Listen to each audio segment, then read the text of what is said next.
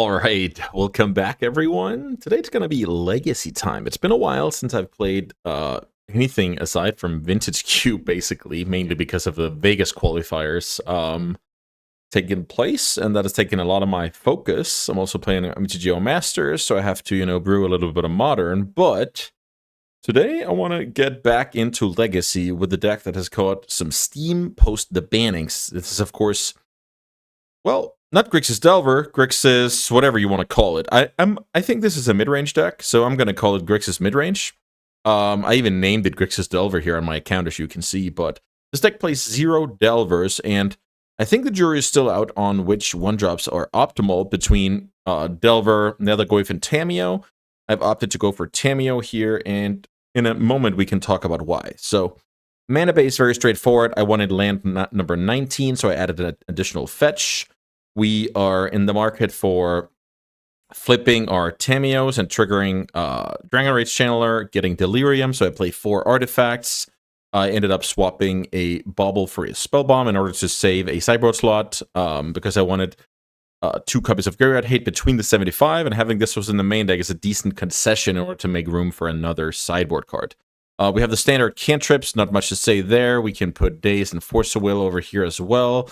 So, what's up with this card, Tamiyo? So, 1 mana 0/3 flyer. Whenever it attacks, you investigate. Create a clue token, right?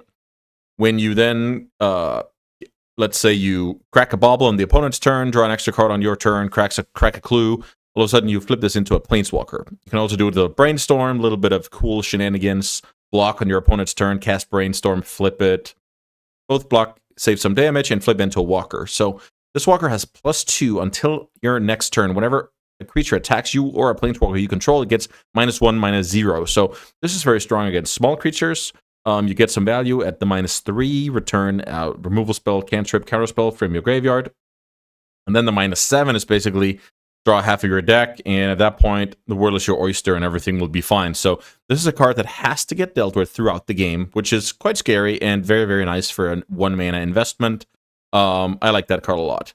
My other creatures are Dragon Rage Channeler, needs little introduction, provides selection, evasive damage, can close out games.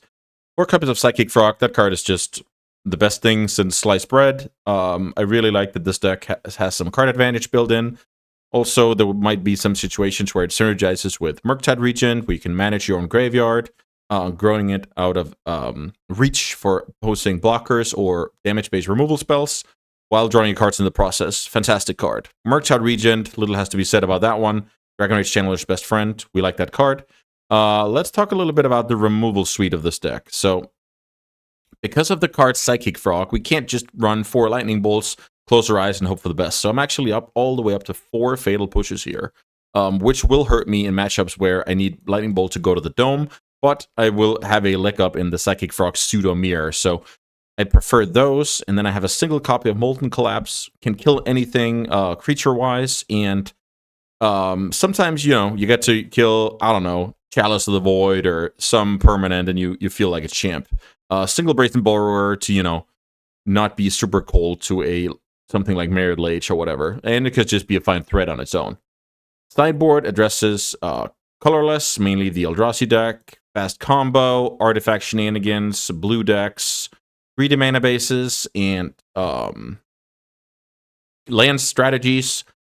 Number 2, Graveyard Hate, as I talked about, and then a Bowmaster as a catch-all between any cantrip matchup, any, 1 toughness creature matchup, etc. So I'm pretty excited to get to play some Legacy. It's been a while, and yeah, let's get down to the games. All right, round 1 is upon us here. I'm playing Grixis Tempo / Grixis Midrange, and this hand is awkward. So I have turn 1 Channeler. If that gets killed, I have nothing going on, but if I draw any land that aren't, Volcanic Island, so basically the fetches and the Underground Seas, I'm very happy. Ooh, this just might be a mulligan. Wow, that's brutal. I'm trying to think here, because the mana is not free when you play 3 colors. So I'm trying to think here if these were Lightning Bolts, if it was still a mulligan. It would be a tiny bit better, because I could, upkeep Lightning Bolt and dig for a land. But yeah, that's brutal. I have to send that hand back. Next hand is a lot better. I have turn 1 Tameo, turn 2 Frog with Daze. I think what I'm going to do is get rid of a removal spell here. It's either that or a Brainstorm. I'll try and get rid of a removal spell, see what happens. Unclear if I can do anything smart here. My gut feeling is to not give away that I could be playing Psychic Frog, because I actively want this Tameo to get killed so Psychic Frog can survive.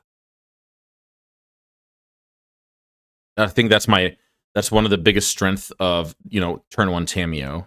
One fetches basic island, so interesting. Force of Will should be a very good draw. So now I'll get a clue token, deploy a frog, and have double counter. Pretty sweet.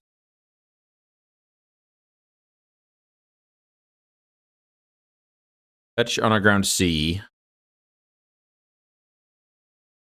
Psychic Frog. Opponent Thought Scours. I don't even know what's going on here. I'm just going to let my opponent do that. Let's see. Psychic Frog resolves. Yeah. Well, this could be a weird deck that I'm not supposed to know, right? But I'm definitely not updated on Legacy. Let's see what this is.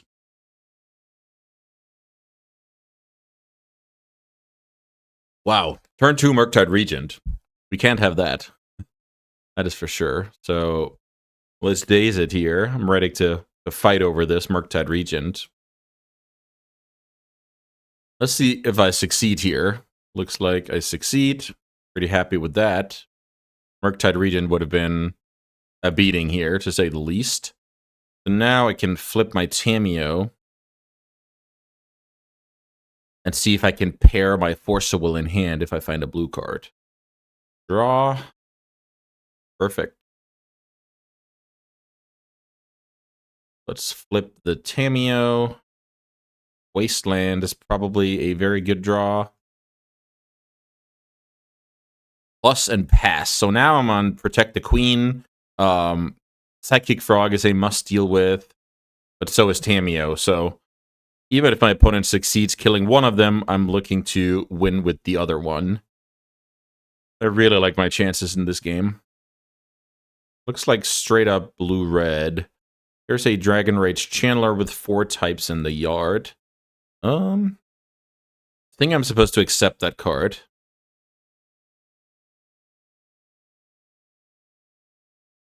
Wasteland.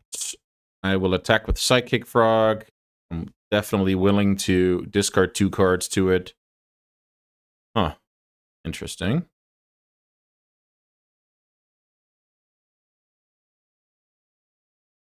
Winning combat here. Not going to crack the clue.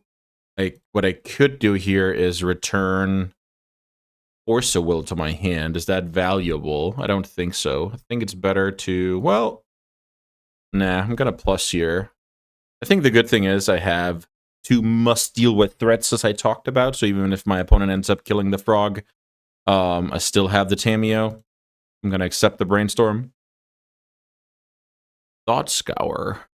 That is interesting. I mean, Thought Scour is a card that lets you turbo Murktide, which is very, like, we saw turn 2 Murktide, which is super cool. I wonder if my opponent's playing anything else that needs the graveyard. Okay, Unholy Heat on my Planeswalker. I think this is worth fighting over. Okay, the opponent concedes here. Yeah, when you have 2 things that are snowballing like this, super strong. Okay, so blue-red. Definitely want the Pyroblasts. We can't really discuss that. I definitely want the Bowmasters. I definitely don't want the Forces. So that's the easy part. 4 pushes could be a lot against that deck.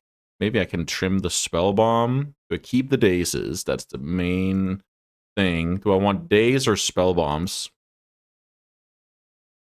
When I'm on the draw and I've bought out Force, I don't care about blue count. My opponent plays Thought Scour, so they obviously care about the graveyard. Maybe these Spell Bombs are going to be pretty nice. My opponent's probably a Tameo deck, but I don't know for sure. Everything else here is, serviceable at least. There's an argument that cutting a single copy of Wasteland for a Daze is good. With me being on the draw, the Wasteland doesn't cast too many cards in our deck. The opponent is likely to also fetch basics to play carefully, so all of that combined makes this for a decent sideboard plan. This hand is fine. I have turn 1 Tamiyo and some interaction. I will see if I can dodge opposing Wastelands. I'm hoping, at least. Okay, I draw Fatal Push here. So the cool thing about Fatal Push is if I can get my opponent to daze the Fatal Push, then I can resolve Bowmasters next turn. That sounds pretty juicy. I'll actually try that out. Casting Fatal Push now, so that if my opponent has to daze, they have to set themselves back. Okay, so my plan didn't work, but I think it was a reasonable daze check. I don't think my opponent has daze, and I think they just drew that card, otherwise they would have played it last turn. So I get a little bit of information here. Let's see what this is. Third card in the yard. Opponent fetches. Okay, so they're just playing around Stifle here. I like that a lot. Yeah, the opponent draws. No Psychic Frog. Brainstorm before I hit my second land drop. Okay, so my opponent definitely knows what they're doing here. My opponent did not want to get hit by the nasty Bowmasters out of the sideboard, so very well played. I like that a lot. Whenever you can incorporate good, basically just code yourself to think about Bowmasters at all times. Here's a Thought Scour even. Kind of shuffles. Here I draw Tamiyo. So I have to be ready for Murktide Region next turn, but maybe that's acceptable. What if I go Nah, maybe just Tamiyo Brainstorm, actually. Okay, let's try that. I'll try and flip a Tamiyo here. I'm willing to daze a daze. My opponent did not have daze last time I checked, so... Here, I don't think the Wasteland's going to be good, and then I can hide a card in my hand. What should that be? It should be Murktide or Push, probably. Murktide or Push. It's basically for the off chance that my opponent plays something like Thoughtseize. So maybe Murktide Regent is the best card here. Okay, I'll try. Flip my Walker, plus... Now all of a sudden I have a Lightning Rod for Pyroblast, which makes my Murktide Regent surviving more likely. Counterbalance is awesome here. That is definitely bad news for me. So now... Let's see. Plus... Fetch... I'm okay playing the Murktide, seeing my opponent did not have the daze last turn. I'll go for second black here. We'll try and play a 5/5. So my logic is, my opponent has to get very lucky to counter into a counterbalance, and I will daze a Pyroblast if I have to. Thought Scour, also cool. My opponent milled over a Pyroblast here, which I'm sure is good for me. Now the problem is, opposing Murktide Regent is going to outclass mine pretty handily. And Counterbalance is kind of decent at countering Pyroblast, so which I don't even have right now. So all in all, pretty bad scenario here, but I think I played my chance here. Okay, this is pretty nice play by the opponent, growing the Murktide already in play with the second one. I'll definitely try and daze here. Let's see if my opponent can spike the 2-drop to ice the game. Looks like they didn't. They did have a Channeler, though, which means not even Pyroblast can help me in this spot.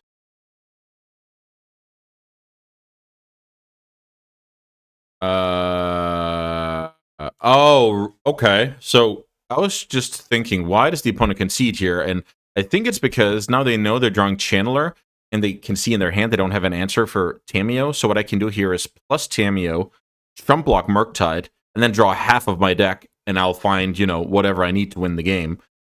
Could be a bit of a hasty concession here, but I actually think it is reasonable that the opponent is extremely unlikely to win this game from here. Okay, so pretty fast-paced first match here. Yeah, this is just like riding a bike. Let's see if we can keep it up. All right, round 2 here. I'm playing Grixis Midrange. I'm on the draw. My opponent takes a mulligan, and I'm happy to keep this hand. I'm going to be naked turn 1, but I have a push if there's the sense of urgency. Other than that, I have turn 1 Tamiyo with a little bit of daze backup in case of emergency. But in a perfect world, I go turn 1 Tamiyo, turn 2 Frog, and present problems for my opponent. Once Upon a Time this should be a cool one.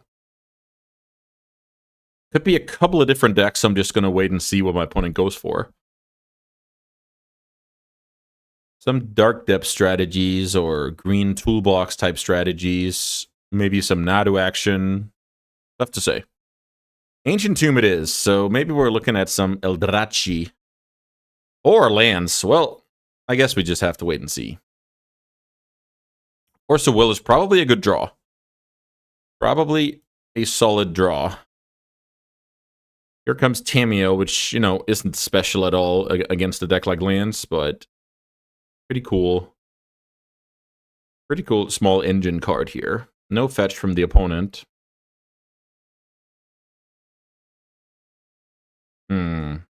Yeah, I would guess some kind of neither the Reliquary deck here, but who knows? Ooh, Chrome Mox, sure.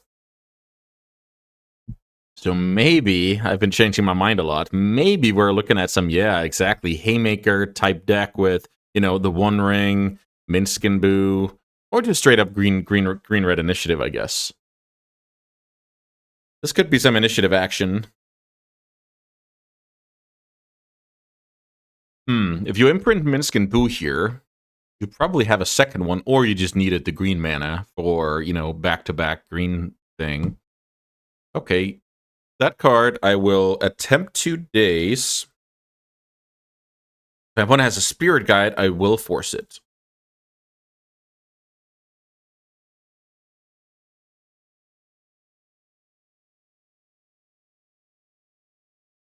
No Spirit Guide. Pretty good for me. Now I can play Fetch Land. The reason to play Fetch Land here is it gives me the flexibility to cast Revolted Fatal Push on my opponent's turn.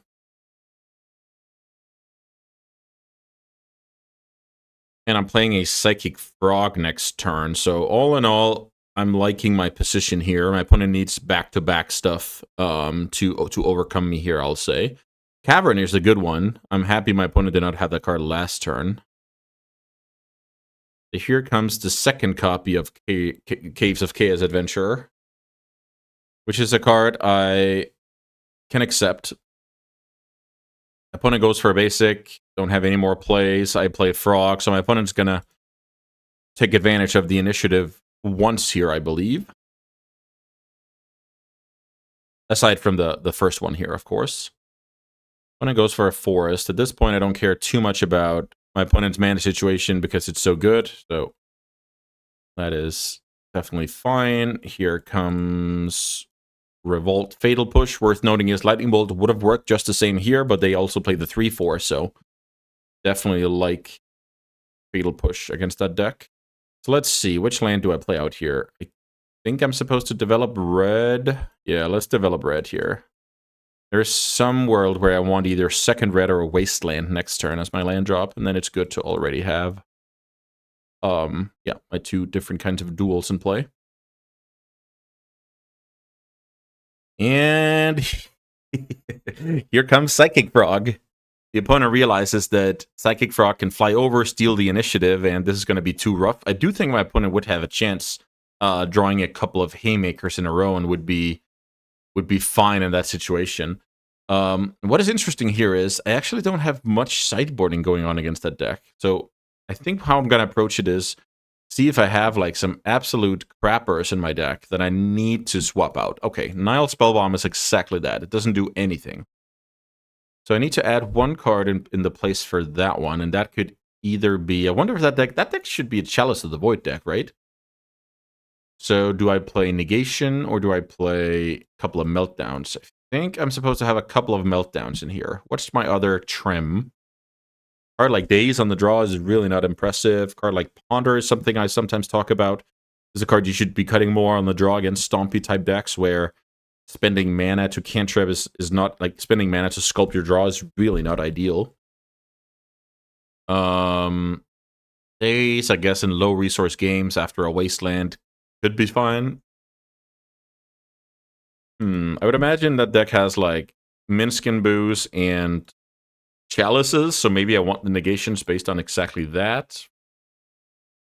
Definitely better than Days. You can even argue cutting one more Ponder is super reasonable. Keeping 2 days to Ponder, I think that's okay. Okay, I'll try this out. On the draw here against Red-Green Initiative once more, I was pretty lucky to, yeah, just really draw nicely in the first game. I think this hand's a keep because, you know, I have a creature, I have a hard removal, I can tamper with their mana, and the whole dynamic of I'm a Force of Will deck, so my opponent might keep a hand that's not incredibly explosive and respect the Force. Let's see. Chalice of the Void is definitely going to be the biggest punishment here. Let's see. That could even be a Blood Moon deck. I actually did not keep up with Red-Green Initiative. I remember, like, maybe like 15 months ago, I qualified for the showcase with the Red-Green Initiative. But a lot of stuff has happened since then. Turn 1 Trinisphere. Okay. Yeah, that is pretty good. I think I'm supposed to wasteland my opponent and hope they can't play Magic, and we kind of sit here because I already have the lands I need to play Magic under a Trinisphere. So chances are, so does my opponent. But I think I have to play that chance rather than let my opponent play stuff. And it looks like I at least succeeded momentarily. Have to remember that Spirit Guides can, you know, kind of surprise you under Trinisphere. So let's see. Fetches are good with Murktide here. Worth noting is you can kind of delve through. Oh, here comes Spirit Guide. ×2, ×3. Wow, okay. Yeah, this is going to be very tough. In 2 turns, I can push it. But, poof, that's sick. My opponent even gets a land here. Very, very good. Yeah, so as I said, Spirit Guides can definitely accelerate when you're not supposed to accelerate. And, yeah, I sure got accelerated on. This is going to be very scrappy. Another land out.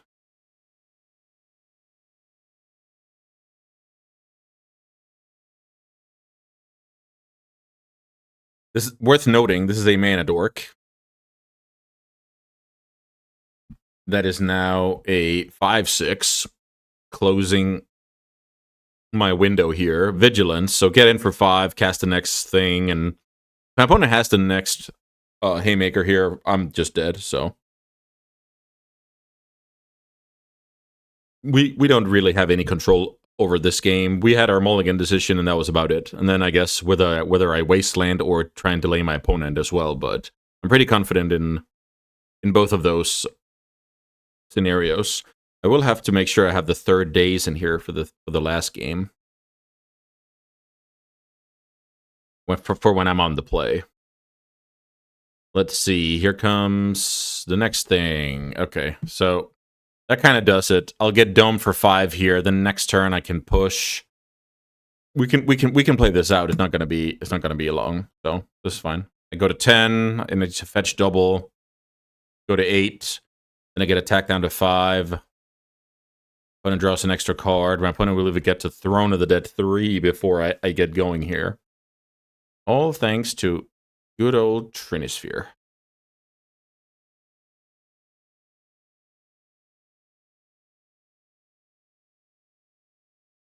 I guess I'm supposed to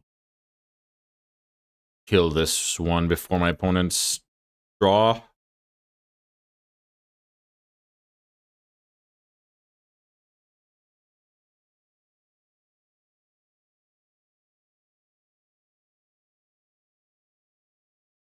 Fatal Push. Can't do anything. Trinisphere is a beating. Get hit down to 5. Then I play Murktide. Then my opponent gets to search. And if my opponent fizzles on that search, there's something to be said about me having a chance, but very, very low percentages, and looks like we'll be facing a game 3 shortly. Yeah, Red Green Initiative is a deck that, if the format is okay, fair enough. If the format is very fair, the opponent's sense of urgency when it comes to having force of will in your opener or other kinds of disruption goes down a lot, and that's quite valuable for a deck like that, where if you play turn 1 initiative creature, the format is in trouble, so to speak. So that's kind of cool. Let's see. But now that I saw Trinisphere, I like negations a lot. There's an argument that when I'm on the play, I can kind of get going, and the need for Meltdown might be smaller. I'm actually okay just having a single Meltdown. 4 pushes is a lot. Also, Tamiyo is actually not ideal. Okay, maybe I cut a copy of Tamiyo. Is Tamiyo better than Ponder? Maybe not. Maybe Tamiyo is just incredibly slow. Okay. I think I talked myself into having the Ponders, not because they're awesome, but because Tamiyo is not awesome. Let's see here. The problem with this hand is, while the removal spells are good, it means that stuff has already entered play and started the initiative. So with this being a 4-lander, I think I'm on a mulligan here. Yeah, this is kind of the worst scenario. Now I have to go to 5. 4 lands and removal spells aren't the best, so I guess we take this and I'm trying to think if I should bottom a land and a brainstorm. The reason to bottom a land is I feel like I'll get to a land naturally, and I really don't want to flood out when I've multi 4. Multi 5. The reason why I get rid of brainstorm instead of a ponder is it actually looks like my hand is fine, and if I don't have a shuffle effect, things can get awkward. Should I keep black or should I keep red? Also a very tough one. The thing is, Fatal Push in my deck doesn't do anything without Revolt, and I could draw Channeler, so I'm actually... And Psychic Frog needs another land anyway, so I'm actually going to prioritize keeping the red here for those reasons. I don't love this situation, but I think it's... I think this is giving myself a chance, a chance to win. So these cards are fine. Let's see. Maybe if I bobble right away, I draw the Force of Will. Then next turn I draw Ponder. Okay. I think that's reasonable. So now, right now I don't have my second land on time, so to speak. But I have, counter stuff. Okay, Leyline of the Void. I'm very happy with my opponent drawing that card. If my opponent started with that card in play, I would be down to more or less the Frogs and a single Brazen Borrower to actually win the game. So that's something to think about, that Leyline of the Void is very strong against this particular deck. Now I'm in a kind of a nasty scenario where Cavern of Souls is a card, so I don't know if I can rely on these cards, but I have to, cross my fingers that I can. Really want to find a land here. I do find a land here, and the other cards are not very impressive, so maybe just draw that land and ponder the rest away, most likely. So I'm lucky that it's an Underground Sea. Cast Ponder. As I said, very likely get rid of these. So shuffle, draw. Draw another copy of Daze, which is either the best draw on the deck or the worst draw on the deck. Very high variance on that card, because if I can counter 2 spells and develop a Murktide, I like my chances in this game. But if I get Caverned and my hand's a blank and I can't even Murktide next turn, not so much. Yeah, it's super tough. I think if I Force a Will that card, I leave too much up to chance here. So I'd rather force my opponent to have the Cavern, or my hand has mileage. I think this is a winning strategy. Very happy with this so far. Let's see if this is a Magus of the Moon. Yeah. So I have to force that card because I want to play Murktide next turn. I would have loved to double daze it if I could have played Murktide. So sometimes that's how it goes. Let's play Murktide Regent. I have no idea if that deck is a Pyroblast deck. I would imagine with Chalice of the Void, it wouldn't be, but you never know. The opponent has Leyline and 3 unknowns in hand. Initiative creature, I'm trying to set up a situation where initiative creature is not a good play because I have a 7/7 coming at my opponent. This looks like, okay, this is a Minsk and Boo that I'm going to daze because I don't know if daze is ever going to do anything this game. So my opponent has a Spirit Guide, it is what it is. Then I attacked it at their Boo, and we kind of go from there. The opponent concedes here. Okay, so Leyline of the Void, 2 unknowns. I would guess that this means 0 Pyroblast in the deck, and the 7 damage coming in here is 2 times 7 is 14, which basically leaves the Ancient Tomb dead. So, okay, pretty high-paced stuff here. I mulligan to 5. I counter 2 spells and deploy the Murktide while churning some wheels. I made a cool judgment call on bottoming land number 2 because I thought that naturally I would get to the next land and didn't want to get flooded. So just imagine the opposite scenario where I keep a land, I have 1 less cantrip. I would be losing this game for sure. So very happy with that judgment call. Sometimes playing not only and looking at your opener, but looking at what's your average, next 5 draws going to yield you. And oftentimes the answer to that question is a land is very reasonable to hit naturally.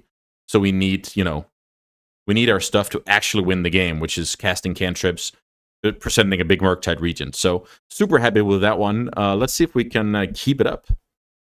Okay, round 3 is upon us here. We're on the draw. I'm playing Grixis Midrange, and I think I'm playing against Rodrigo Dogores de España. Couple of GPs under his belt. GP first places, that is. And yeah, just an overall strong magician. I have no idea what he's up to in Legacy these days. He used to be a Storm Master. He's loved the Knight of the Reliquary decks historically. So yeah, I don't know. Whether we're beanstalking or Nadoing or whatever we are here, I'm definitely ready for it. My hand is decent. I have early plays. So definitely like that. Let's see what I'm playing turn 1. I think I'm supposed to play Tamiyo turn 1. And then Chandler with some value turn 2. That sounds about right.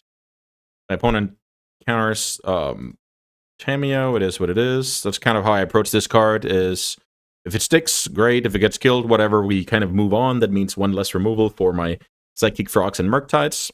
I think that's basically why the card is awesome. Windswept Heath is exposing my opponent as a Bant deck. I don't think you would play Windswept Heath unless you're actually interested in white. Tundra confirms it. Here's Swords to Plowshares. Pretty standard play. Let's see if my opponent can develop a Mana Dork here. Nope, another cantrip. So I definitely expect my opponent to be some kind of bigger Nadu deck, not the new ones that are more, elf-esque. So more the, of the Teferi variety. Fatal Push. Let's play Channeler. Let's play Ponder. Would be happy with the days. We can bottom that card. My land situation is consistent. Force of Will. Probably not the best card, but not the worst card either. So maybe draw the Force, and then use next turn, play the Spell Bomb to clear the land on top of my deck. And then I have Delirium at my disposal, basically. The worth noting is, if it's in fact Nadu, then that deck only has 4 Swords to Plowshares in it, so I'm somewhat likely to stick a creature. Windswept Heath, fetch. So either my opponent is playing a 1-drop green card or a 2-drop. I do have to worry a little bit about days, though. Okay, so my opponent plays Cantrip.deck. That's been a good strategy for ages. Brainstorm and Ponder. Definitely supplying the consistency here. I'm actually, while the opponent keeps the cards here, I'm actually not sure if my opponent is interested in plowing into a daze here. It looks like they're not. Let's see, what can I do here? If I cast Brainstorm, that actually sounds like a good play. Brainstorm gets rid of the top card, which was a fetch. I get to see 3 new ones, which I like a lot. These cards are also great. So Nile Spellbomb helps with Delirium, but that's more or less it. It looks like I'm supposed to go land, play Psychic Frog before damage. If I lose the counter war, I get in for more. What's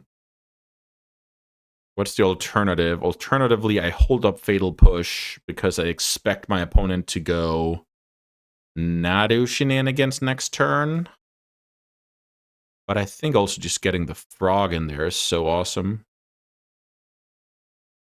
So actually, if I want both Force and Daze, I need to get rid of a Fatal Push. I think that's okay. Let's sacrifice for black. That's the last underground sea in the deck, worth noting. Milled one over earlier. Here's Psychic Frog. I'm not sure if that's a Daze deck, but it is a Force of Will deck. Okay, so here, forcing with Brainstorm. My opponent's down to 3 cards. I could definitely see forcing this through being the case. Also, I can spike Delirium here if I hit a creature or artifact. I don't, but here's Force of Will. Interesting.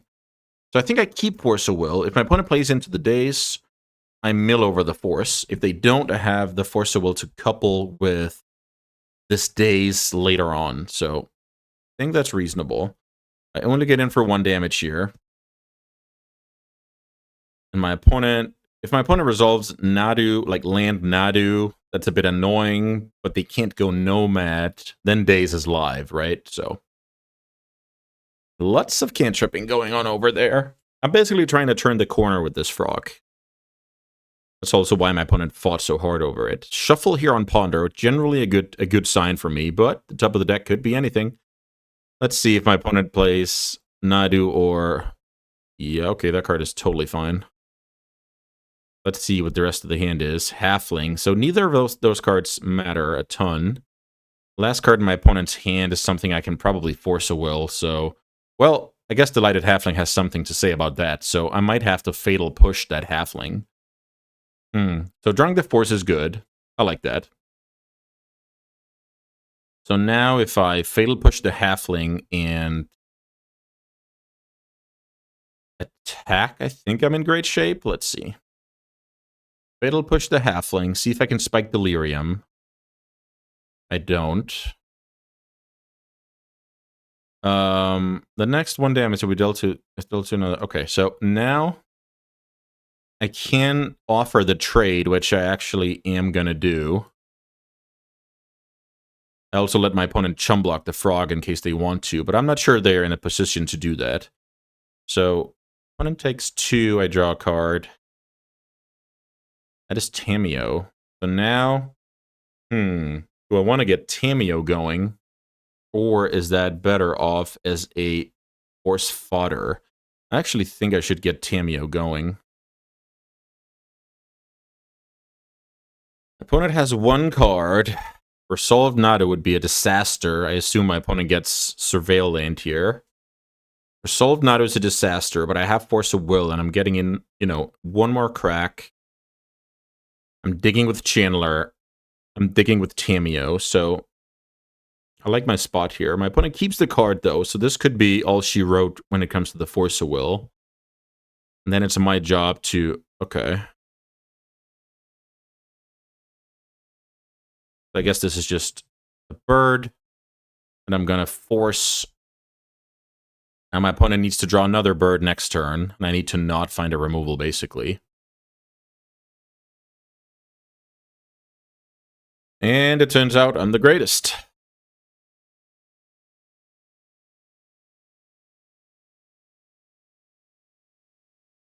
So how do we play this? This Fatal Push, I don't have Revolt for it, but a clue is Revolt. So I actually think I'm going to hang on to it here. Blue. Only attacking for 2 here, worth noting. If my opponent draws another Nadu, which is more or less what the opponent has to do here. I actually think I'm looking to hit Delirium and turn up the clock here. Lightning Bolt. Okay, so getting in for 2. I think Lightning Bolt is a decent card, better than a random one. So, draw. Then I'm going to go Crack Clue, Flip, plus pass the turn to my opponent. My opponent's Hellbent here, and I have access to Bolt and Returning Bolt with Tamiyo, so I think I've locked down this game 1. I think I have successfully locked down this game 1. I think I'll just Bolt on the upkeep here. I think that's a cool play. Yeah, my opponent's seen enough, and that makes a lot of sense. So I'm playing against Bant Nadu, a super scary deck. So I guess these Pyroblasts and Bowmasters are going to be good against Mr. Cantrip over there. So a card like Daze on the draw against Halfling deck. Not too big on Daze here. Actually, like most other stuff, Nile Spellbomb can go. I need to cut 1 more. A card like Brazen Borrower is probably not detrimental to what's going on. I feel like that card is easily cuttable when, you know, it doesn't solve any crazy problems. If I have, yeah, I think it's either the 4th Wasteland or the 1st Borrower that has to go in order to fit what I wanted here. I think there's a chance my opponent can go basics, mana dorks, and Wasteland can look super silly. So maybe, okay, so maybe I just trim a Wasteland down to 3. Also, a lot of decks are running only 3 Wastelands to begin with, so I'm not giving up too much there. It's mainly just my preference when it comes to this kind of deck that I play 4, but 3 is totally viable. I could easily see it if I want to, you know, fit 1 more card in my deck. And that was the case here with sideboarding. So up a game versus Bant Nadu. Very happy with taking so many game wins on the draw here. Now, so funnily enough, I've seen a lot of 4-landers here, but I actually think this is good enough. But yeah, 4 lands not ideal when you play like the lowest amount of lands possible. I'm even down to 18 lands here. Here's the Lighted Halfling. Great opener. See if I can spike a removal spell off the top. I couldn't, so I guess the way to go here is get a little bit of Channeler selection already. I think I like that. So Channeler, Bauble. Let's see if we can find a removal spell. Psychic Frog, very, very strong. The thing is, if my opponent starts, you know, like resolving Nadu, etc. But maybe they're not going to do that because of Pyroblast. Let's see. Another Halfling off the top. I'm happy to see that. Don't care. I draw into a Psychic Frog, which is good if the game slows down. My opponent starts pressuring me with, like, Resolved Nadu. Not so much. Let's see. Looks like that is, in fact, what's going to happen. So, with that card in play, I think I'm supposed to dig for removal right away. My opponent is not a Daze deck, so I don't have to worry about that. Force of Will is just in time. So maybe I cast Brainstorm. Look at 4 cards. Now I'm actually going to bin this, even though it hurts. And I don't find any punishment for Nadu.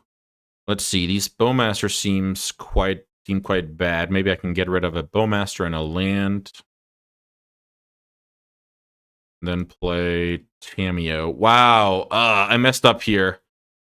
Darn, I forgot about... yeah, that's very bad. I forgot about the Delirium on Channeler. This is old stuff I have to relearn. Because must attack here is terrible. Yeah, that's some stuff that if I had played a lot of, you know, is it Murktide in Modern or Grixis Delver recently? I would have that on my radar, but I didn't, so I look silly here. And what I should have done was do my stuff on second main, because if I actually hit the removal, yes, I'm missing out on 3 damage, but that's going to be a good scenario for me. But if I don't hit the removal, I give myself the chance to go for it again next turn. It looks like this is Green Sun Zenith, which is something I have to counter. So, question is, what do I pitch here? I actually feel like I should pitch Psychic Frog, which is not a good feeling. Let's see if my opponent can punish with Veil of Summer. No Veil of Summer.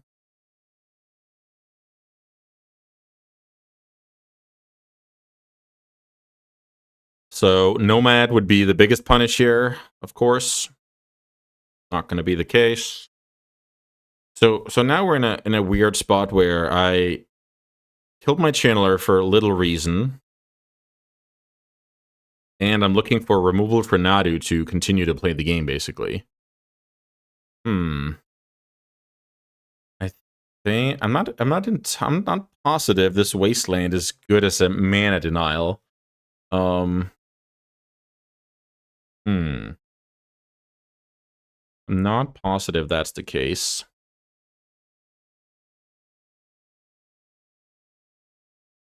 I think I'm gonna let my opponent run rampant with their mana here.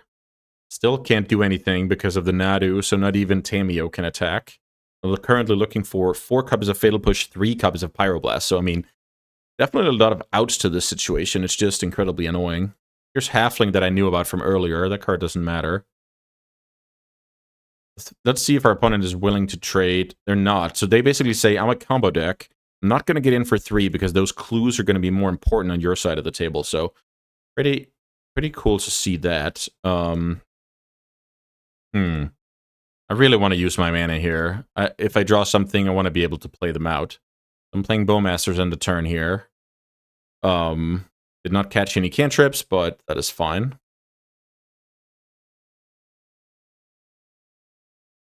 Okay, let's see if we can recover from what looks like a silly situation from earlier this game. So this is kind of the reason to play out the Bowmasters end of turn if I end up with something like, Ponder into a Murktide or whatever. So that's pretty cool. Let's go for Ponder out of the Underground Sea. One has 4 mana up, worth noting. These cards are not super interesting, so if I take the Ponder, fetch, okay, so I guess I'm willing to do this. Take the Ponder, fetch, and now the awkward situation is I have to decide on which mana to hold up this turn. I think what I'm going to do is hold up black this turn because my Revolt is just gone and I have 4 copies of Fatal Push. I think that logic checks out anyway. I do hit the Fatal Push, which is cool.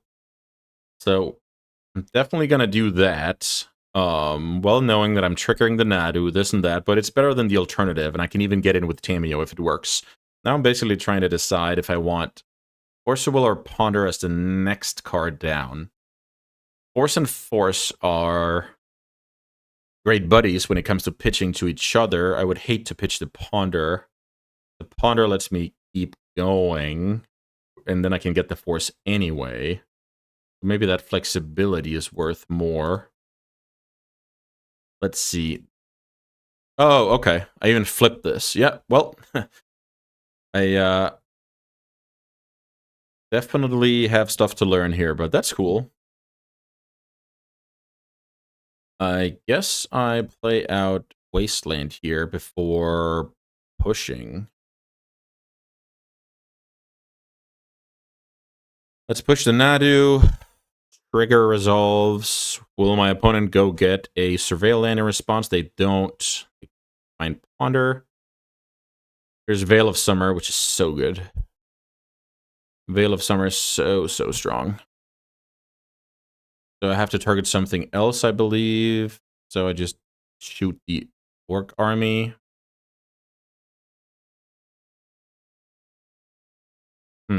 Great play by the opponent here. Veil of Summer, very good. Reminds me a bit of Leovold. Like, you try and kill Leovold, the opponent draws a card, and then you just counter the thing, and everything is bad. So right now, my opponent has 6 mana. I don't think I'm supposed to wasteland from this position. My next draw is a Ponder. I do have Tamiyo that can bring back Fatal Push, but it can't because it's going to get hit for 2 here by Nadu. So definitely not looking great this game. Nadu makes Dragon Rage Channeler a bit awkward for the times where my removal doesn't show itself and it doesn't resolve. It looks like if I had played that turn a bit more carefully, I would have run into the problem next turn, which is, it doesn't bode well for the matchup in general that Nadu is able to do that. Let's see what this is. I lose to a lot of things here, including Nomad, of course.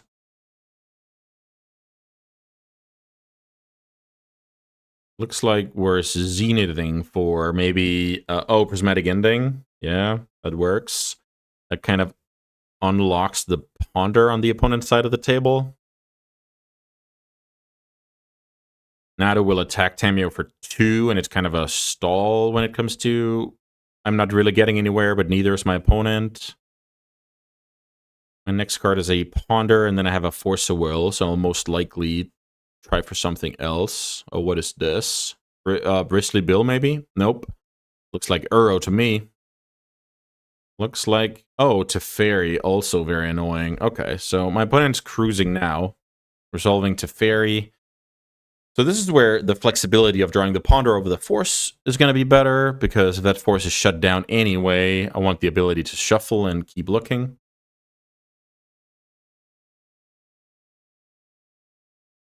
Teferi being at what I would guess like a 2 of in that deck makes that good. Looks like we will be seeing a game 3. Yeah, this is way too late. If I start killing my opponent's Nadu here, my opponent cantrips. Guess I should do that, right? So, don't want that one. Bobble next time. Accept these. Plus. Destroy target permanent if it's blue. The opponent gets another Nadu. Okay, fair enough. I've seen enough for this game. Let's go to game 3 here and see if we can do better. Days are still not reliable because of Delighted Halfling. I think I like all these cards. Like, these cards are fine. I just need, you know, a better mix of them, so to speak. I need my stuff to line up a little bit better, and I need to play a little bit better. So let's see if we can hit that golden combo of playing well and drawing well. Okay, a little bit of mana issues with this hand. If Brainstorm can get me into red, I'm loving life, so I'm fine with that. I'll have to take note of the existence of Veil of Summer. That is incredibly annoying, especially when I'm leaning on push to kill small stuff and not just bolts, so I have to worry about it a lot more than, you know, the average deck. So here I can choose between brainstorming on my opponent's end step or brainstorming on my own turn. I'm actually leaning towards brainstorming on my own turn. If my opponent plays turn 1 halfling, I kill it with push. That makes it easy for me. Same if there's Zenith for Arbor.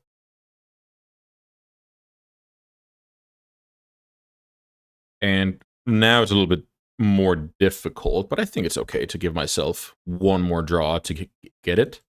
Second Wasteland is not ideal, but this is quite good. So, do I really get rid of double Wasteland here? I could also get rid of Volcanic Wasteland, fetch Volcanic, deploy Channeler. I like that a lot. Force if I have to, which I don't think I will. I have push available, revolt available because of Wasteland. Okay, so I think I've talked myself into keeping a Wasteland around and finding some kind of middle ground here.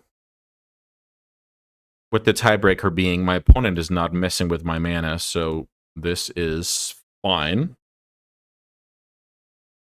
Channeler, one of the best 1-drops to ever see the table. And I just threw it out like it was a piece of trash last game. Attacked it straight into a Nadu after doing a lot of stuff in my first main phase. So yeah, definitely don't do that. What do we have here? End step Brainstorm, I'll accept. The thing is, when that deck does not have a turn 1 accelerant, the turn 2 is not going to be that scary. So actually kind of like my spot here, especially now that my opponent, because of Windswept Heath and needed a blue source, couldn't go get a basic island. So now my Wasteland is actually playable. Caracas here is a sign of weakness for sure. So let's look at this situation. My opponent plays Caracas out as the second land before casting the Ponder. That tells me that Rodrigo doesn't want this Ponder to get dazed, which is definitely a sign of weakness. So let's see.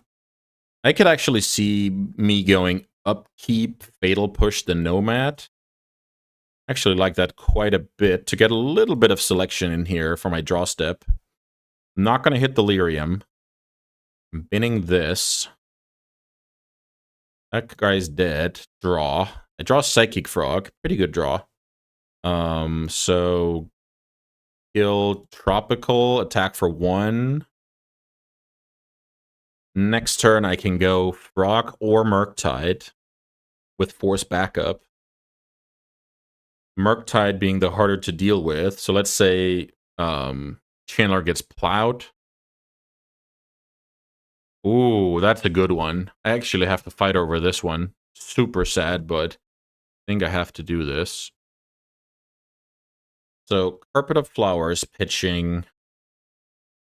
Maybe pitch Murktide. Even though Murktide closes out the opponent better.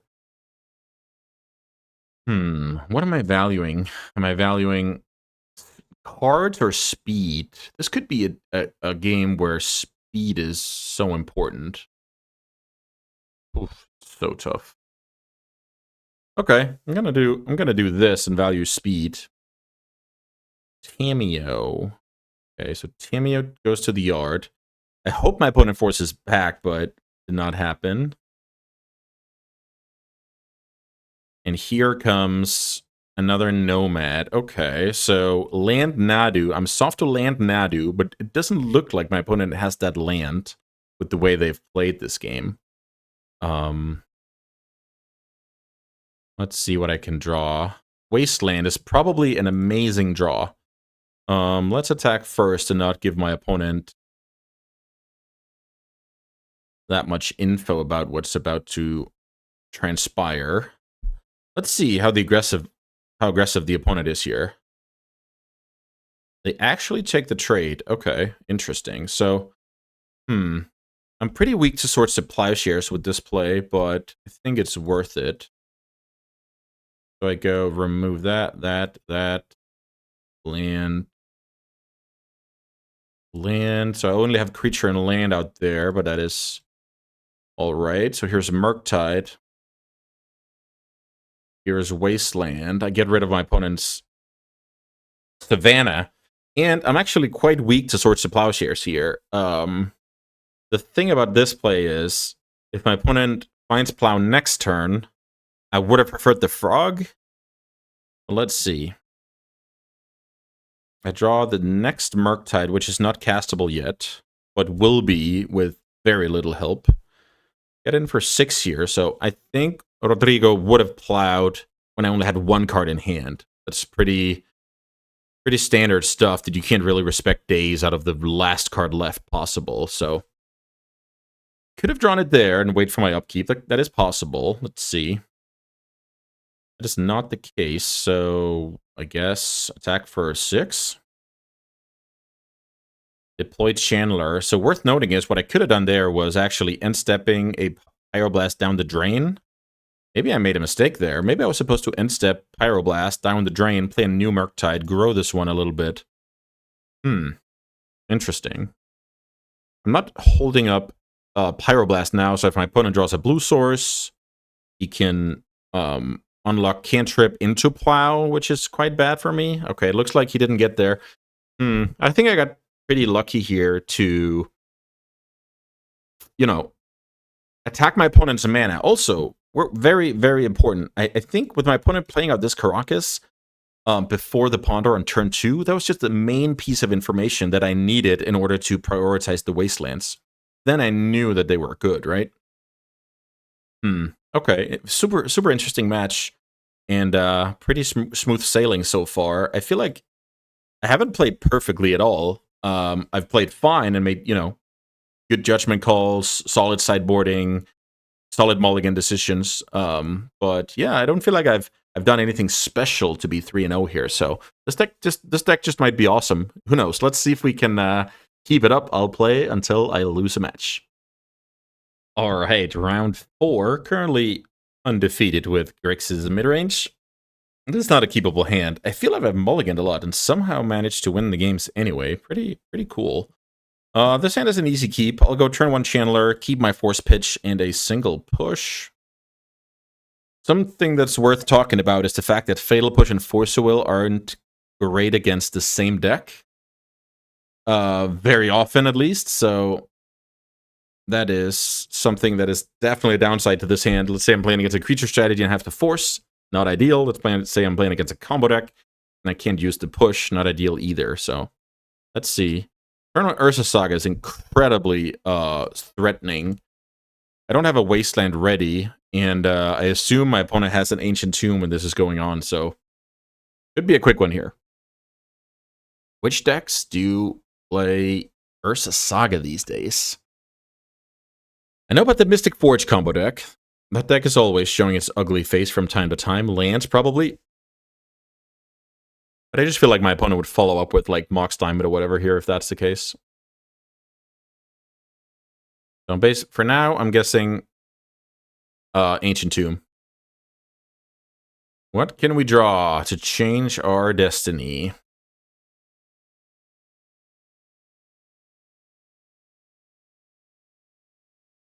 Cameo does not necessarily change my destiny very much. Here's a card that lets me dig a little bit. Maybe I have to rely on Murktide this game. Maybe I have to Force a Will something. Mill over, draw land, play Murktide, something along those lines.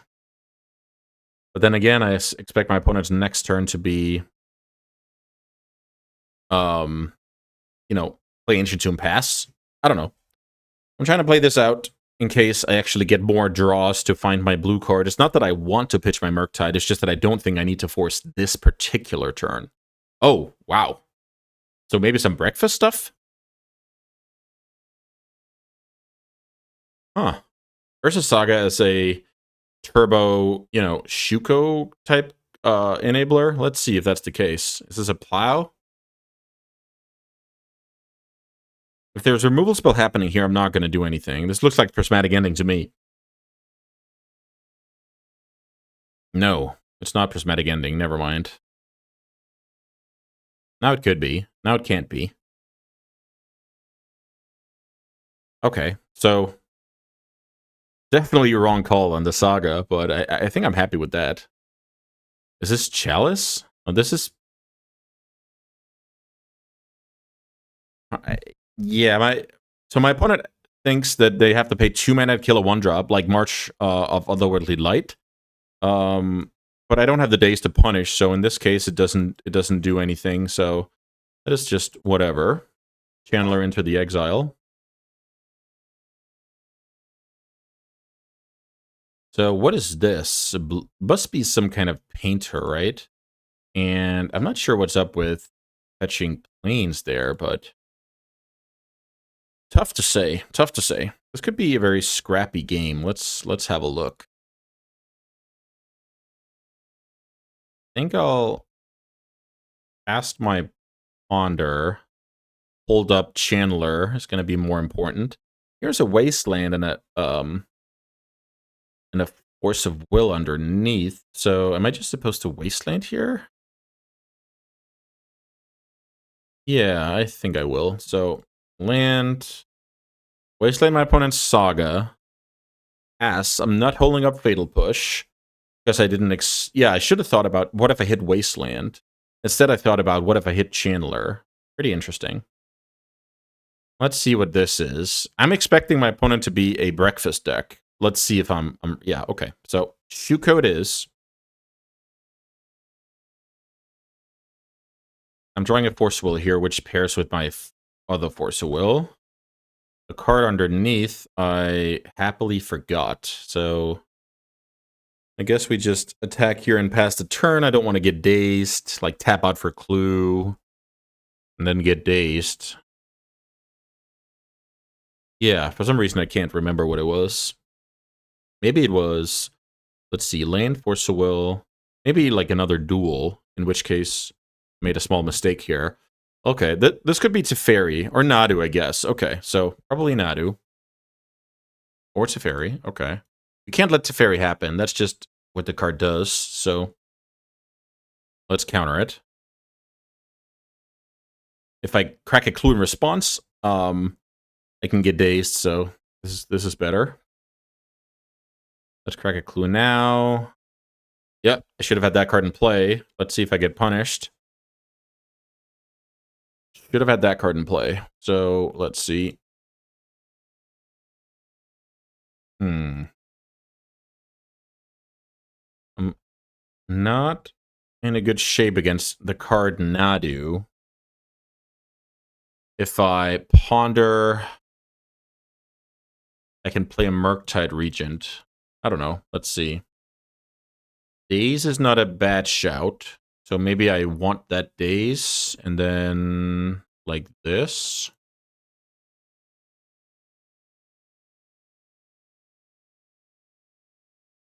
I'll try. I'll try and put on a little bit of pressure here. I think time is money when it comes to these matchups.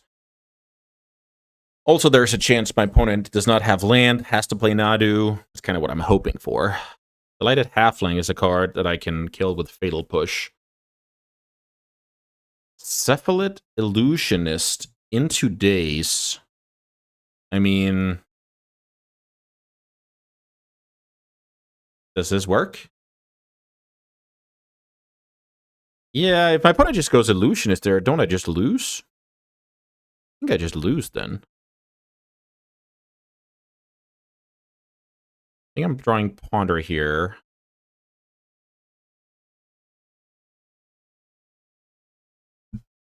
So my opponent does not have a Daze. They would have dazed the Murktide. My opponent does not have a Daze. They would have dazed my Daze. So now my counter spells are not live because of Halfling. I have Clue to give myself Revolt. I have to pass the turn with 3 mana here. 2 for the Clue, 1 for the push. Yep, pretty sure that's the correct way to play. Shuko threatening a lot here. It looks like my opponent has exactly Nadu.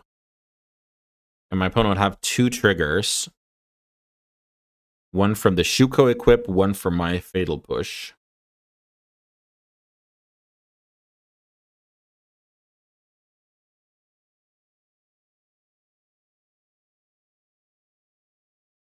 Let's draw. Our card doesn't help me, obviously. The opponent will try and equip. Got it. So I will try and kill Nado in response here and hope to live to see another day. Versus Saga from the top of the deck. Pretty nice for my opponent. Nado hits the bin. Force of Will enters the hand from the equip, but a little bit late. Thankfully for me. Meticulous Archive, and then now I'm really in trouble against Nadu and Cephalid Illusionist. So we have to dodge those while trying to get our opponent dead. Okay, I draw Channeler. Is there any way I can cast Murktide if I find it? I don't think so. So maybe I might as well play Channeler out first. What's my out here? Actually, I want Lightning Bolt to be an out, so that's why I go Ponder first, hold up red, instead of churning with Channeler. Force of Will isn't not an out. Well, it is for the Illusionist. Okay. I actually think I'm supposed to go for that one. So, Ponder Let's see. Magic Online is willing to respond here. Because I can't undo it, so I kind of have to wait. Yep, like that. Like that. Like that. So draw. Attack for 6. Then I crack a clue to get into, you know, the next card, which is blue. So this way I have Source of Plowshares sorted. I have Cephalid Illusionist sorted. I don't have Nado sorted because of Halfling anyway, but I'm actually beating some stuff. And I just need one more hit with Murky, so I like this line a lot to give myself the best chance to win. We draw right away because then we flip Tameo and get into the blue card right away. So there's that, plus that's the turn, and my opponent has 1 turn to do it to me here. Otherwise, the Murky is going to go the distance.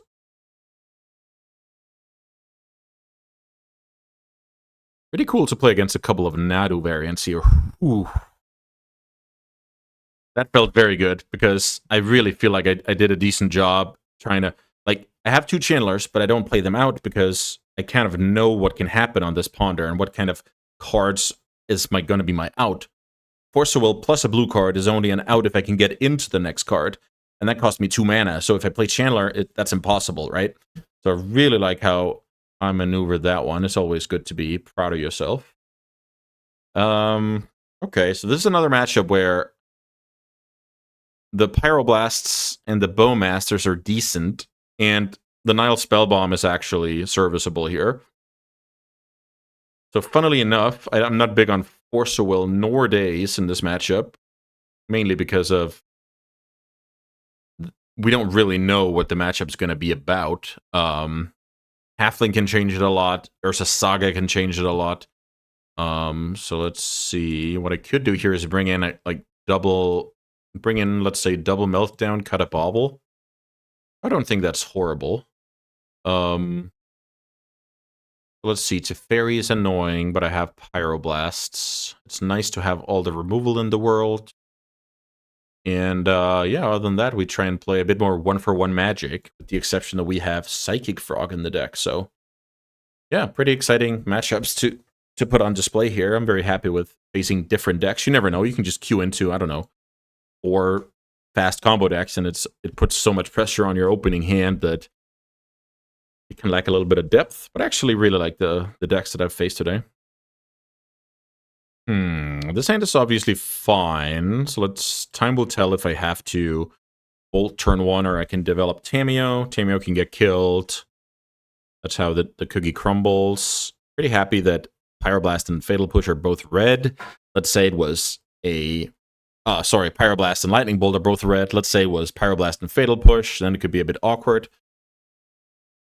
Speaking of awkward here, my opponent goes for Basic Island, so I'm basically hoping that this will hurt my opponent later in the game. Sometimes playing around Wasteland is not all fun and dandy. Sometimes it disrupts your ability to actually cast your cards, so I'm hoping for that to be the case. Let's see what we can draw here. We have lots of like solid cards. We lose to their best draws, but we can definitely hang with their medium draws.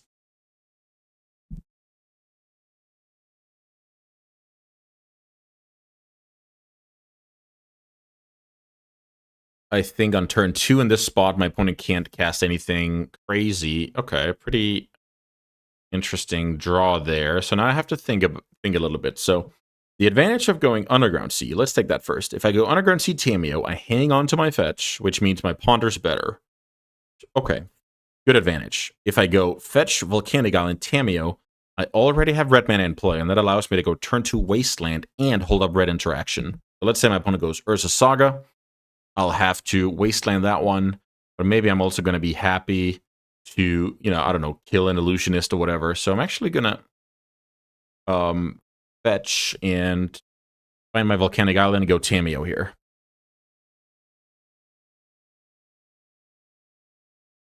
Something that's cool when I watch this back is trying to take note of, would it just be better to go good old Delver in the slot or go beat down with, some Nethergoyf type stuff? I think that's definitely worth looking into, because Tameo is such a hard card to evaluate, and I need a lot of games and a lot of experience in order to have an opinion that's worth talking about. So I'm not very good with new cards generally. I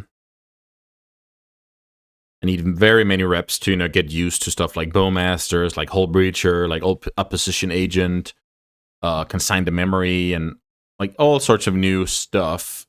So I'm definitely curious also about you guys' experience with the new world of very many one drops, so we can't just play them all, right?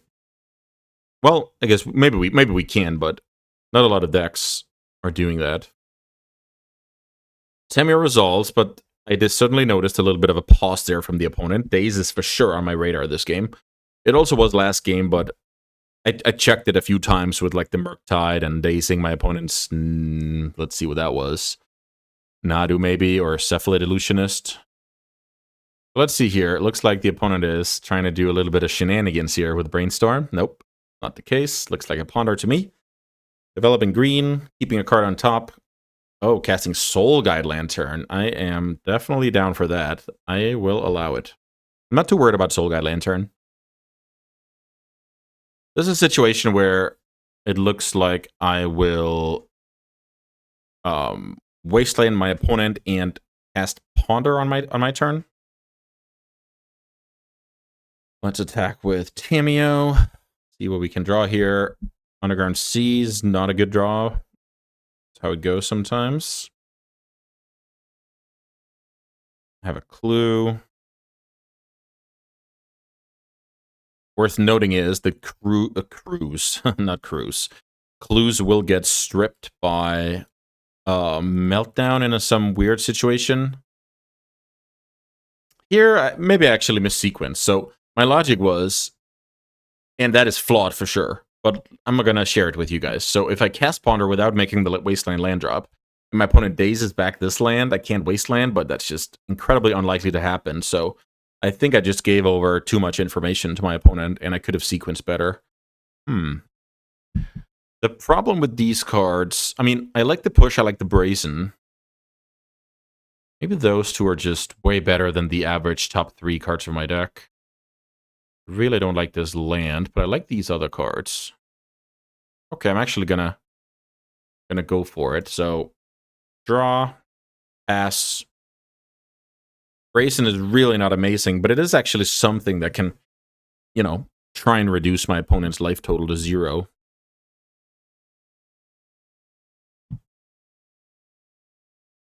Meticulous Archive. I'm okay with that.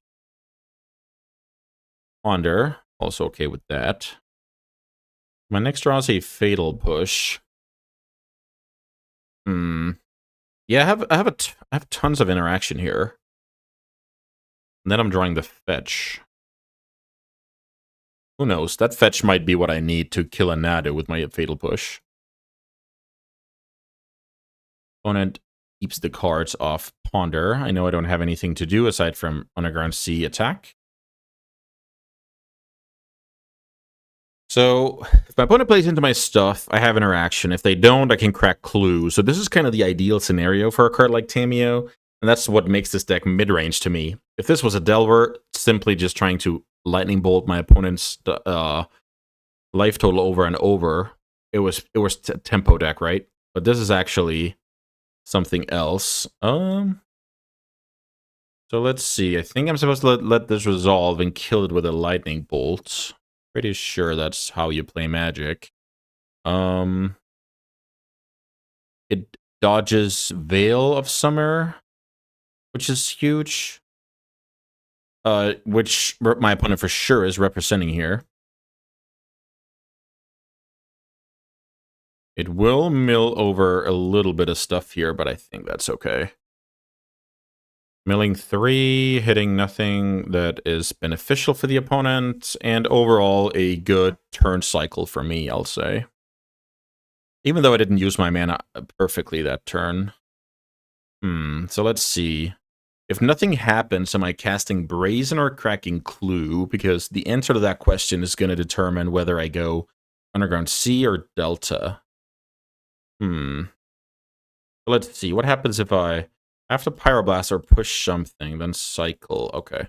I think the most likely scenario is that I'm going to 1 mana interact with something, and then I want to crack Clue and keep my fetch. This is the type of game where if I draw like a Brainstorm or Ponder, I can flip the Tameo and then maybe use that as my inevitable way to win the game.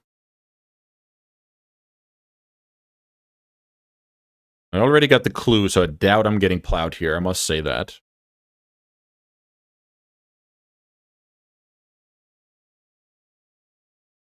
Actually, I could have played better this turn.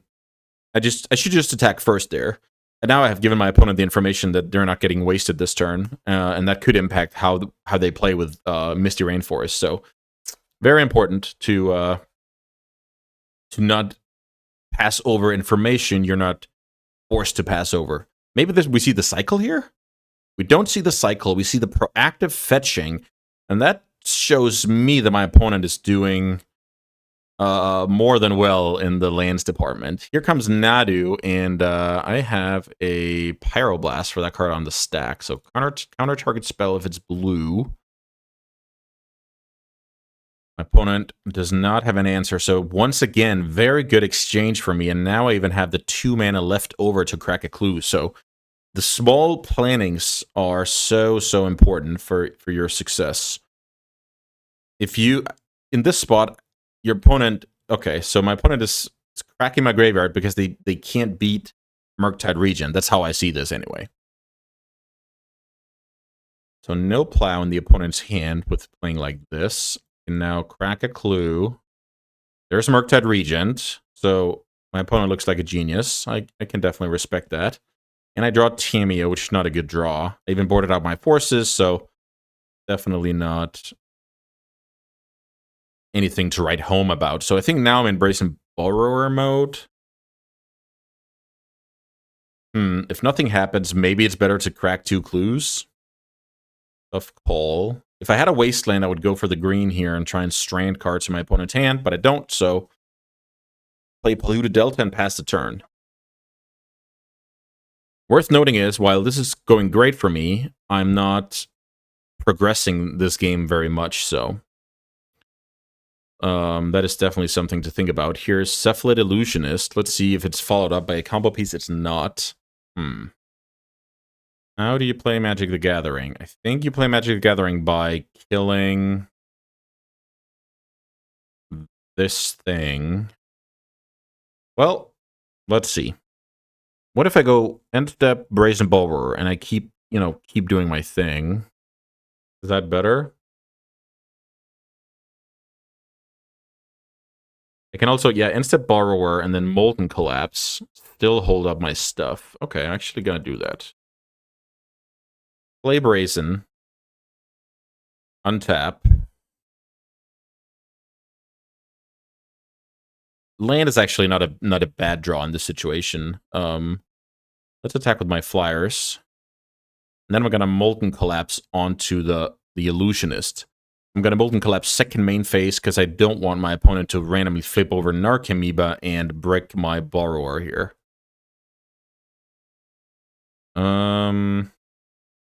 Now I don't think it matters if I give up a little bit of info here on the land drop. It was mainly earlier.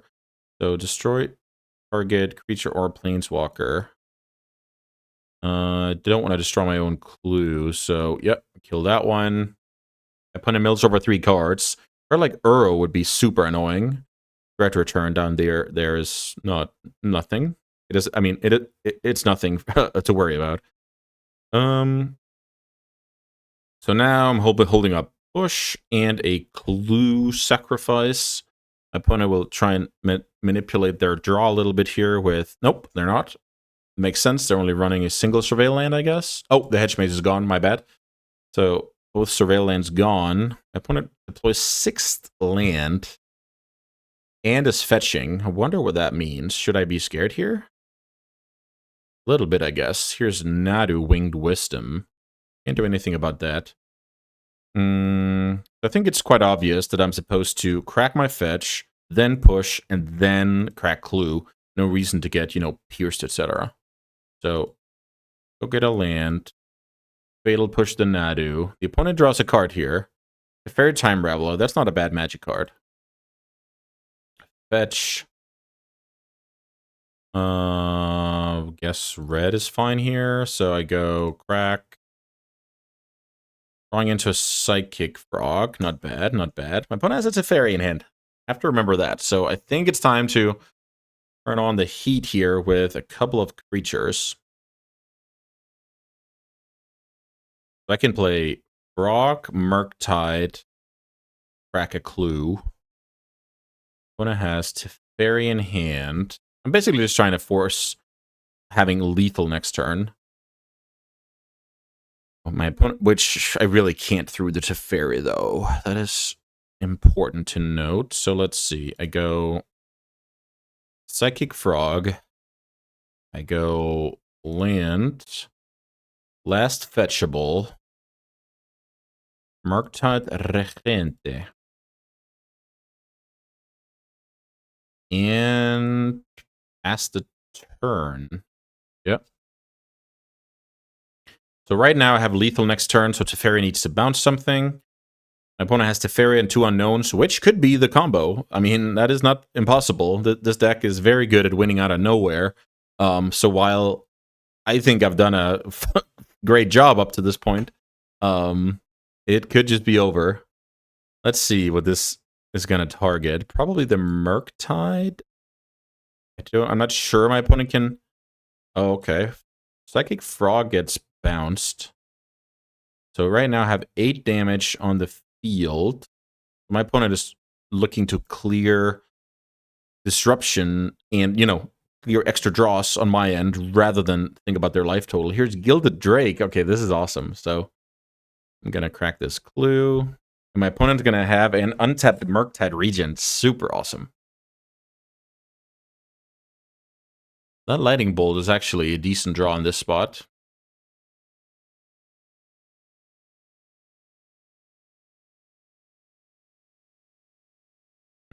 What do I have to do now? Something like attacking dead to Teferi, maybe?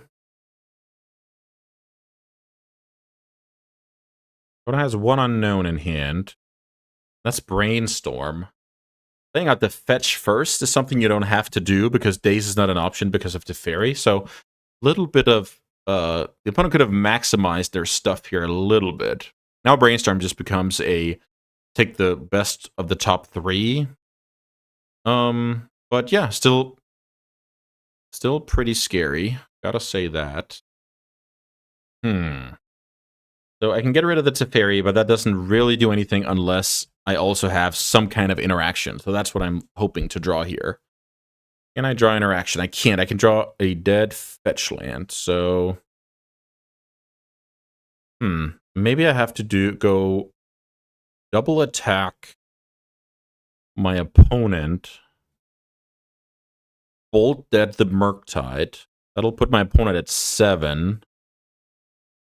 7 life. Is that a good number? I think it is a pretty good number because of Psychic Frog. So attack with everybody on my opponent here. Well, then I can't draw into interaction. Huh. Then I can't draw into interaction. Maybe that's a problem for next turn since I'm frogging this turn anyway. Okay, I'll try this. Attack my opponent with everybody. My opponent will block what I assume is, yeah, Borrower or Drake. I'm actually not sure. Because Drake can get bounced back to the opponent's hand later, potentially. But Borrower can get jammed by Narcomoeba. So it looks like my opponent is happy with this. My opponent goes to 7. But the reason why I like this is that 7 is kind of a dangerous number when it comes to, you know, between fetches and bolt being a thing. My opponent has 1 card in hand, so whatever I do now is gonna happen. So let's go kill the Murktide. Let's I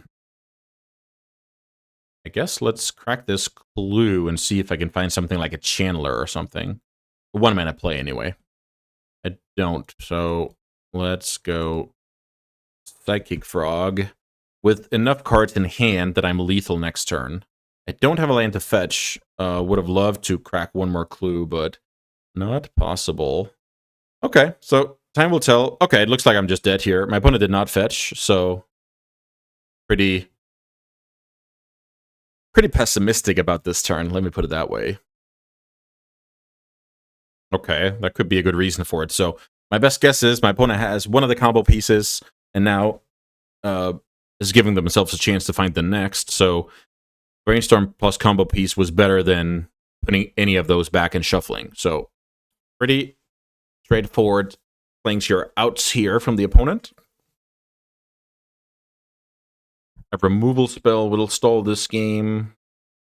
I might end up regretting that I didn't kill the Sefaria when I had the chance. Cool thing to note here is if my opponent kills Frog. Okay. So it looks like this is coming to fruition. So if my opponent kills Frog, Gilded Drake plus Flip Tameo returning back Lightning Bolt is lethal next turn. So I'm hoping for that to be the case. Huko. So that explains the card that my opponent kept alongside the Brainstorm. Now they found a Plow. Cool stuff all around. So I think I'm supposed to do exactly what I said. Ooh. Orcish Bowmeistros. So put my opponent to 3. Yeah, my opponent needs to draw exactly another illusionist, I feel like. So now I go Crack Clue, Fatal Push, but Teferi's alive, so it doesn't matter. Unless I spike exactly Pyroblast, I guess. Flipped Tameo. Plus, let's cast Orcish Bowmasters. Hope for the best. My opponent now has 1 draw to kill me, or I got him. Let's see. 1 draw only. Now to make this interesting. Illusionist kills me on the spot. More or less anything else is a death sentence for the opponent. Tameo getting back Lightning Bolt is pretty huge here, so that even if my opponent somehow manages to control the board, kind of have inevitability there. And there you go. Okay. Very, very sweet match. I feel like I've navigated this quite nicely for the most part, and in combination with a few slip-ups and ways to, areas of improvement, this is turning into a pretty sweet video. All right, that means we'll be playing for the trophy next. I suggest you stay seated and, yeah, see you soon. All right, guys, so it comes down to this. This is round 5 of my league with Grixis mid-range. So far, pretty smooth sailing when it comes to the wins department, but more importantly, a lot of learnings about optimizing your cantrips, playing to your outs, predicting the future when it comes to land ordering, and just overall super solid Magic. I'm very, very happy I decided to give this deck a go because you kind of never know what kind of quality of matches you will get. So super excited for this one to, yeah, cap it all off. Hopefully we can get out with a bang here. Our first hand is, we keep this every time. We get crushed by fast combo, but if we get into the game, we just have great card quality and lots of stuff to do. Misty Rainforest, I don't even know. My best guess is some kind of mirror, so maybe we have a grind ahead of us. Let's get a tiny bit of selection here from Channeler. Do I want land number 3? I don't think I do. I think I can do a little bit better. Yeah, I guess because of Orcish Bowmasters, I'm targeting now, even though my opponent can easily shuffle away that card. Ponder does not really tell us anything. It's like my opponent will draw that Ponder. I draw a Misty, so I feel even better about binning the Underground Sea now. This could be Frog. The first to play a Frog. No, it's not a Frog. Never mind. The Ponder that we knew about is gone. Yep. Ponder is gone. The opponent keeps the cards. That's fine. We don't really know if we're up against, mirror, control, whatever. Fatal Push is, yeah, could be a good card. We don't know. I actually feel like going Brainstorm Fetch here, fixing our hand a little bit. The Wasteland looks kind of bad. My opponent already knows I have a next land, so it's not bad to play at the Flooded Strand first. Wasteland does not do any. Oh, Molten Collapse. The thing is, if I put that card to the yard, I was about to say I'm hellbent. Definitely not hellbent, but I will have Delirium. I think that has a lot of value. So land, artifact, instant sorcery. So while I would have liked to draw Molten Collapse, but I also want Delirium. So there's that. Like this draw a lot. I want to get rid of Wasteland, and I want to. Okay, this is quite hard because maybe I don't want to play my Ponder because I want to be daze proof on my opponent's turn if they do something nasty. That could be a Galaxy play, actually. So I go, put back Wasteland, put back Volcanic Island, and then I fetch away that Volcanic Island if it's bad before my next draw step. So I'm just going to put Volcanic here. Volcanic Waste. That's the order of my deck. I could forget. It's only a turn away. So my opponent did not play Psychic Frog. I mean, this could be anything from like Storm, Sneak and Show, you name it, right? So let's see if we get any.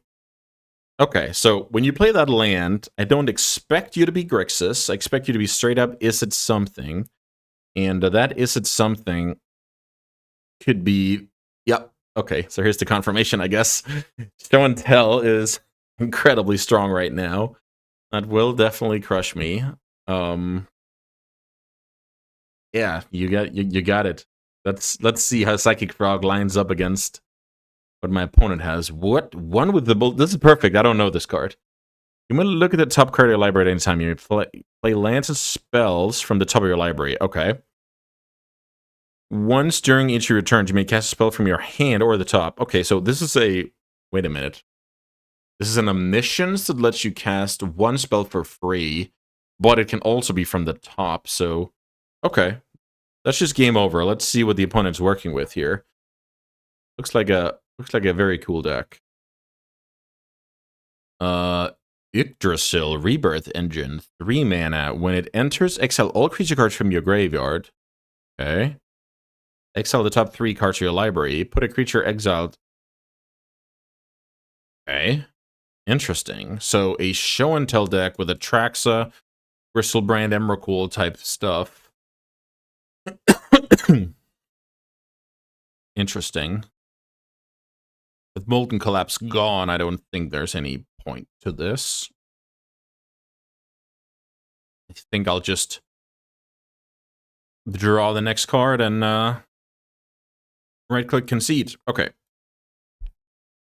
That was a bad surprise, but it is a good reminder that playing off metagame type decks is just super valuable. Like my Fatal Pushes look super bad that game. So I have a lot of removal that are easy cuts, and I have some stuff that are easy add-ons. Question is, do I want Consigned to Memory? That thing can counter the Yggdrasil. That card can stifle a Atraxa trigger. My opponent might have like Vexing Bauble or Defense Grid. So maybe I cut a Wasteland, add a couple of these. Tameo seems fine. It makes the draw go better for me. Okay, I'll try this. Super scary deck. But also a deck that we have had, a positive record against in the past, so definitely not impossible. All right, this hand is going to be fine. The second Underground Sea is trolling me a little bit, but hopefully we can get a little bit into the game, deploy the Channeler, and do good things thanks to the Brainstorm. Time to see if I'm a madman or a genius with the Consigned to Memory.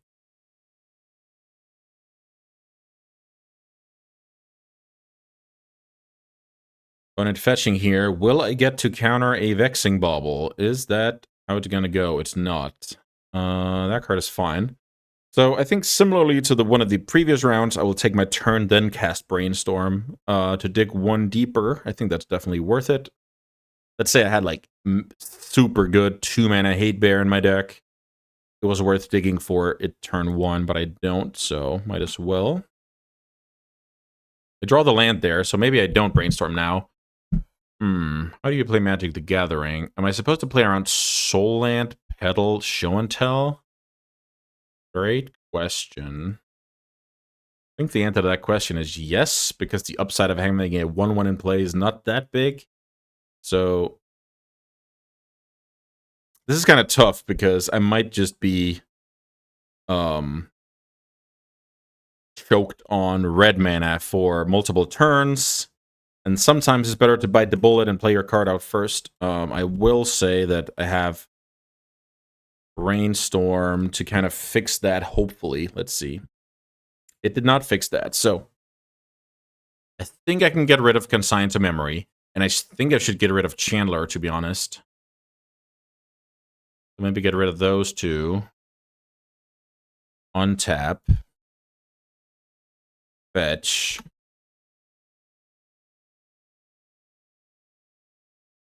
Draw Freshie.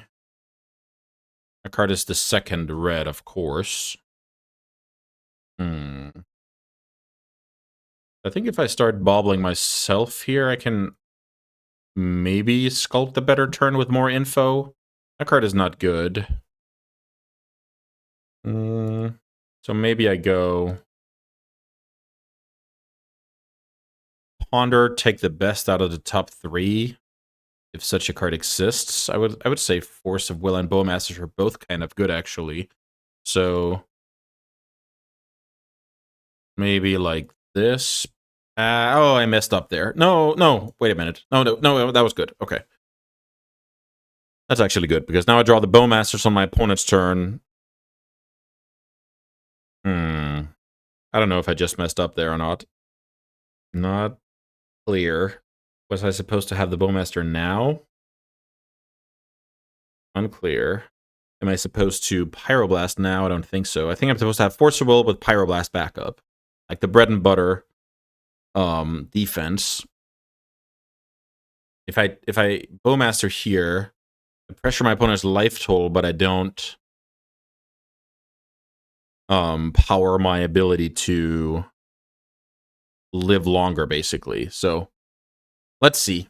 I've set myself up here to have double backup for whatever's going on here, and I think I like that. Okay. A little bit of pondering here. Did my opponent play a land? Yeah, my opponent did play a land, so this could be a cheeky situation to cast the Bowmasters. I'm actually going to do it. Cheeky timing here. Because my opponent already played a land and gave away that info. That's basically what's triggering me here. Also, my opponent just thought the Bowmaster checked me end of turn. So hopefully they have prioritized some kind of setup.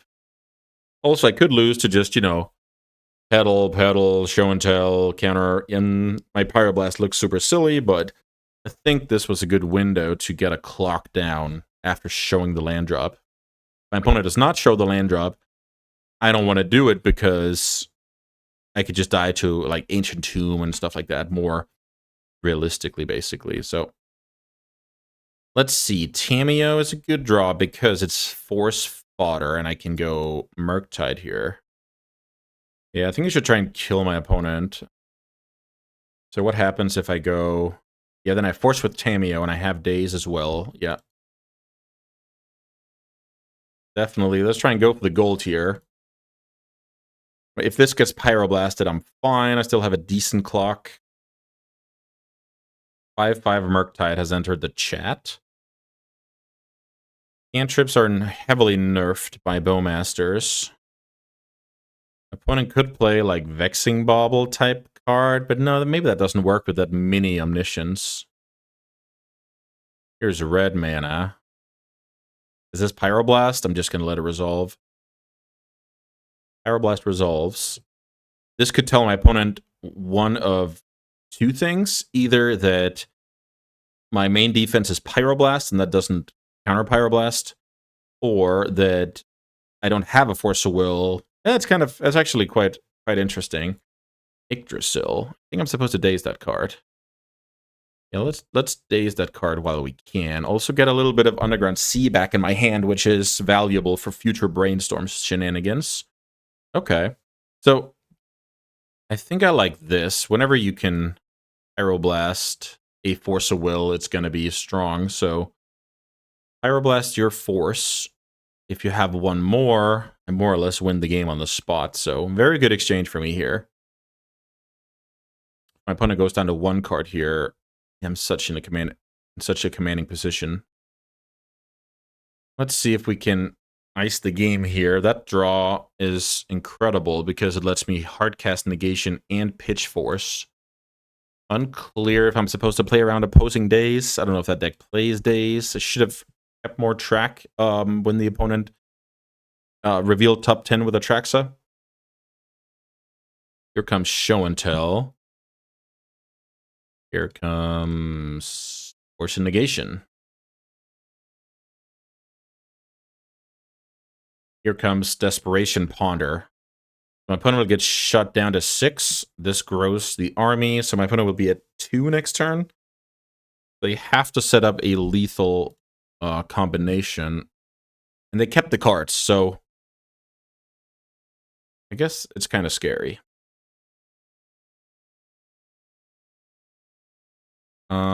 Play land, I guess, for some weird Flusterstorm scenario. I can't imagine, but the game's going to be over soon, so I'm either going to win the game now or lose the game now, so doesn't really matter for Brainstorm purposes. Okay, we managed to steal that game. A lot of stuff going on there.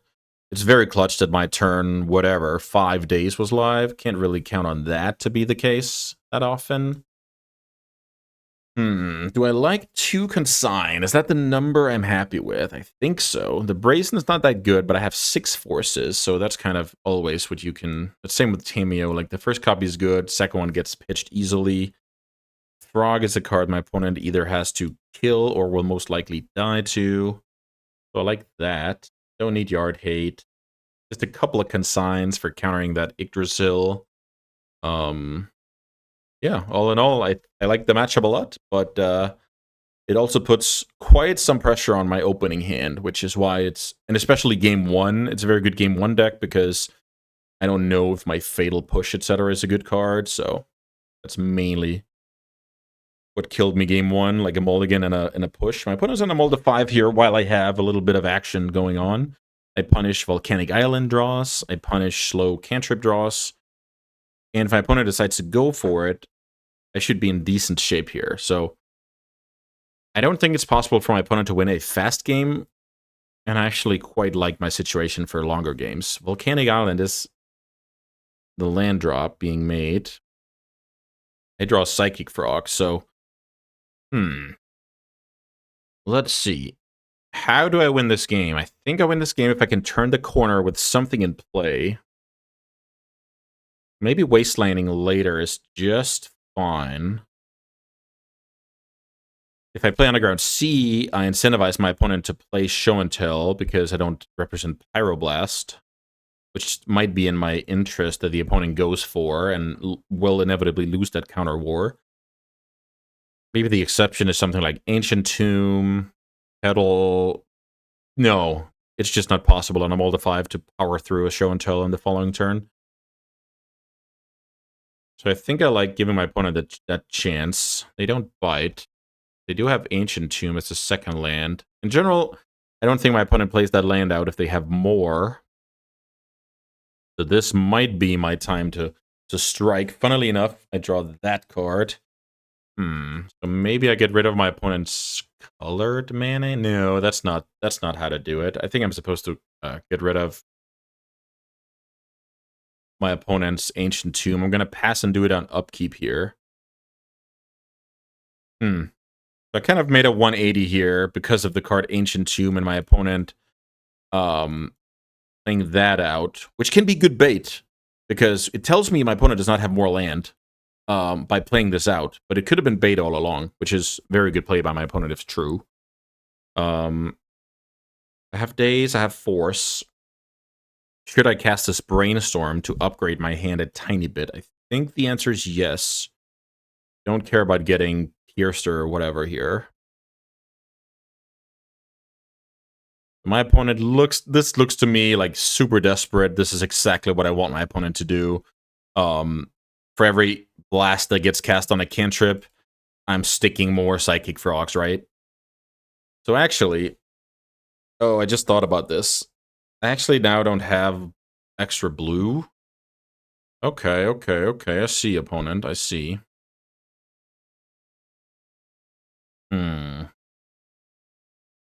Okay, I kind of changed my mind here because I noticed that I didn't have double backup. I'm going to play the Bowmaster out here to play around a good Brainstorm. Ow. Sure, opponent. You're down to 1 card. Okay, so now I just need to cruise this game home, basically. Behind Counter Magic and Psychic Frog. My opponent's incredibly aggressive here. Blasting Brainstorm, forcing Bowmasters. Have a hard time imagining when that leads to a game win. Let's see what this is. I actually have no idea. So my opponent has playing some Disruptor Flute. Disruptor Flute. I think that is worth dazing. That's super weird. Disruptor Flute. But, I mean, my opponent's on a mold of 5, so any exchange I'm happy with, basically. Okay, draw that card. I don't have a blue card still, so I think I have to play this a little bit weird. Play Channeler as a 1/1. My opponent has 1 card in hand, so let's say they draw.